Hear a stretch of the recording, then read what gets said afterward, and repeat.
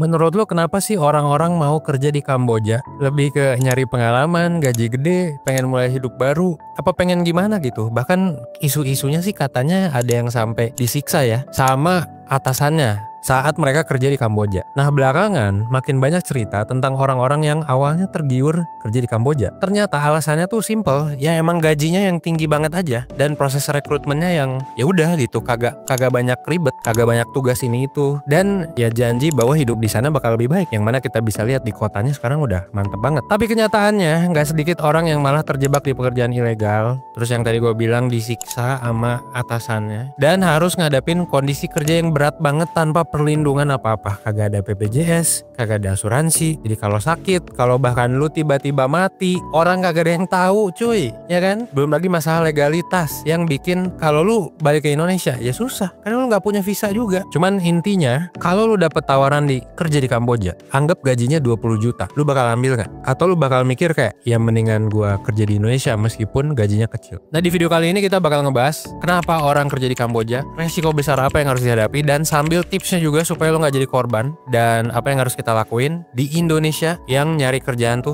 susah. Welcome to Work Abroad series by 1%. Kabur aja dulu. Let's go.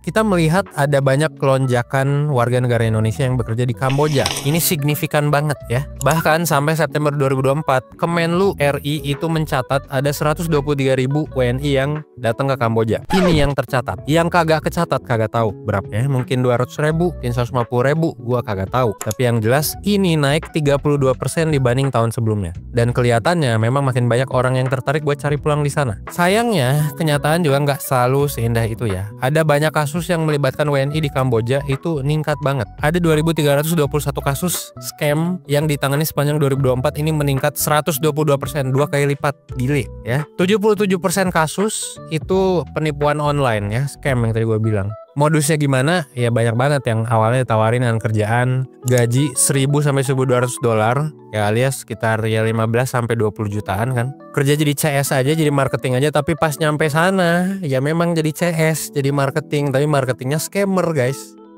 Yang bikin lebih parah, beberapa iklan kerja sekarang itu terang-terangan juga ngajak orang buat jadi scammer ya, jadi sudah sangat terang-terangan. Bahkan ada WNI yang berangkat ke Kamboja dengan sadar ya gue memang pengen kerja di tempat judol atau tempat scam. Nah fenomena ini itu kayak dinormalisasi sampai-sampai jadi bentuk mata pencarian baru gitu ya di sana. Sampai negaranya maju banget guys ya, jadi udah gila emang dunia ini.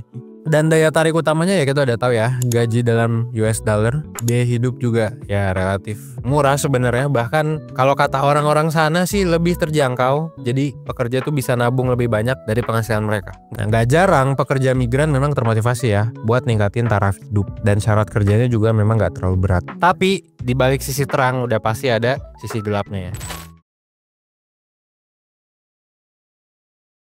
Bekerja di Kamboja, ya lu terjebak di situasi kayak modus penipuan. Tapi gini aja deh, kemarin kan di X atau Twitter juga viral ya, ada orang yang hampir ketipu lowongan kerja katanya dengan gaji 18 juta, ternyata kerjaannya admin judol. Dan ini masuk ke Job Street. Job Street itu sebenarnya kan sekarang lu tuh harus pakai legalitas cuy. Kalau lu mau registrasi perusahaan lu dan bisa ngerekrut dari sana, berarti legal kan ini. Mungkin ada PT-nya atau apa sampai bisa lolos. Atau gua nggak tahu udah apa yang terjadi. Kedua, kondisi kerjanya tuh nggak manusiawi. Kerja 12 sampai 16 jam sehari tanpa libur. Ada yang disetrum, dipukul, disekap, ya kan. Lalu habis itu ada resiko legalitas. Jadi pakai visa travel ya udah, kesono nggak jelas gitu. Jadi rentan banget dideportasi, didenda, ditangkep. Jadi ya kalau nggak ada dokumen resmi nggak punya perlindungan hukum. Terus yang terakhir ya tanggung jawab moral aja sih ya. Ini buat beberapa orang sih kagak ngaruh ya. Tapi anggap lu dapat kerjaan, semuanya itu oke lah ya. Kayak gajinya tinggi, manusiawi, tapi lu kerja di bisnis judol gitu. Yang sebenarnya ya bisnis judol ini bahkan bisa sampai bikin seorang polwan ngebakar suaminya gara-gara suaminya tuh kecanduan judol. Ada yang sampai membunuh, ada yang sampai nyolong. Banyak banget kasus yang terjadi karena terjebak judol ini. Nah ini juga alasan ya kenapa 1% dan Blue itu bikin yang namanya Blue Academy. Kalau lu penonton 1%, lu udah pasti dengar Blue Academy ini. Dan di bulan Februari ini kita bikin program gratis kayak semacam bootcamp gitu buat memberantas judol di masyarakat. Buat lu yang sudah terjebak judol atau rentan untuk menggunakan judol gitu loh. Jadi kita bakal ngebahas cara ngatur keuangan dengan bijak. Kebetulan temanya juga judol ya. 1% dan Blue udah kerja bareng kurang lebih udah 2 tahun untuk edukasi masyarakat di finansial. Kebetulan Blue Academy program ini juga udah dapat award dari Sustainable Marketing Excellence di kategori Financial Literacy Program of the Year, dan udah ada belasan ribu atau puluhan ribu bahkan orang yang daftar sejak pertama kali diadakan. Jadi kayak buat lu yang pengen ikutan membantu memberantas judol, at least buat diri lu sendiri, langsung aja daftar di blue.id/pendaftaran Blue Academy atau cek di deskripsi dan pin komen. Ini gratis ya. Lu juga bahkan bisa dapat reward dan cashback dari program ini. Testimoninya udah gua dokumentasiin semua di 1% podcast, yang bisa lu lihat ya. Di 1% podcast tuh udah ada kayaknya udah sekitar 10-12 orang dah, atau 20 orang ya, gue lupa, tapi sekitar segituan yang kita ngomongin testimonial orang yang udah ikut Blue Academy, sekaligus ngebahas satu isu yang menurut kita penting.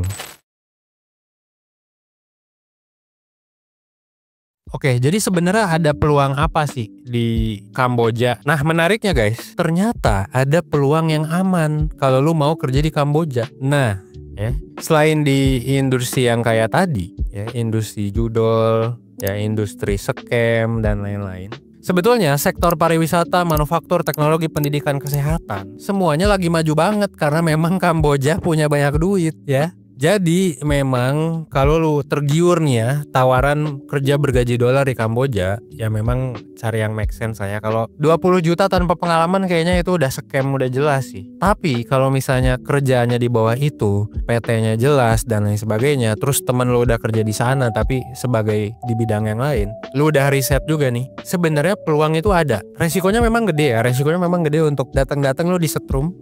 Tapi kalau mereka mau ngasih visa kerja dan lain sebagainya, dan memang kekurangan orang, dan lu punya skillnya juga, ya peluang itu ada di Kamboja. Ya sayangnya memang resikonya gede. Di Kamboja juga kan belum tentu di kota besarnya gitu. Lu mungkin nanti ditaruh di kota kecil di mana gitu, yang basically lu harus riset dulu, siapa tahu nggak nyaman gitu kan. Gua pribadi ya prefer kerja di kota besar sih kalau gua ya, jujur. Tapi mungkin ya ada yang beda. Jadi jangan lupa ini adalah langkah-langkah yang penting buat melindungi diri dari scam ya, atau dari industri yang terlarang tadi. Pertama adalah teliti agen rekrutmennya, harus ada lisensi resmi, track record yang jelas ya, harus ada testimoni yang oke. Jangan sampai ditawarin kerjaan keren sama agen, pas dicek ternyata nggak punya izin. Biasanya sih begitu. Yang kedua, baca detail kontrak kerja ya. Jadi ini nggak semua orang bisa baca, nggak semua orang mau baca juga. Tapi ya at least please upload aja ke ChatGPT guys ya, kalau misalnya lu nggak mau baca atau gimana, atau mau konsultasi gitu. Oke. Terus yang ketiga juga adalah lapor ke KBRI ya. Jadi sebelum lu berangkat, lu harus lapor, telepon dulu, ini gimana kerjaan ini legit nggak, judul apa bukan, isu-isunya gimana. Bahkan kalau lu ada temen di sono, lu kontak dulu temen lu gitu ya yang kerja di sana.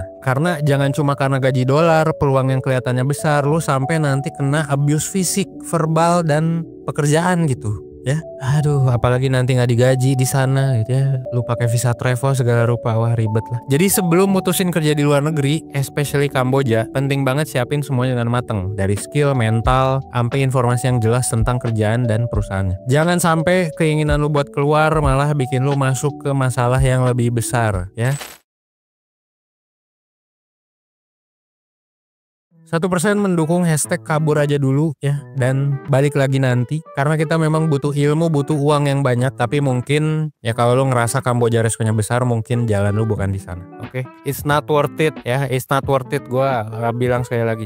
Dan buat lu yang kayak concern dengan judol, please ikut Blue Academy ya, sekali lagi di link yang udah tadi gua kasih, karena lu bakal dapet banyak secara gratis ya. Ini program udah jalan lama banget, dan please support us dengan ikut program tersebut gitu ya. Dan kalau ada yang bilang, wah lu jualan lagi bang, promosi lagi, ini free guys ya, ini free, sudah membantu puluhan ribu orang ya, ini free. Dan kita udah bikin 1% podcast, di 1% podcast soal testimoninya gitu. Jadi bahkan orang-orang yang keren juga ikut gitu. Jadi kayak kalau lu merasa belum keren, ikut Blue Academy biar makin keren ya. Ya udah gitu aja sih. Kalau lu punya pendapat, please share di kolom komentar. Dan ya ayo kita berantas judol, ayo kita tolak ya pekerjaan-pekerjaan yang tidak halal dan terlarang gitu, karena it's not worth it. Gue Evan 1%, well, thanks.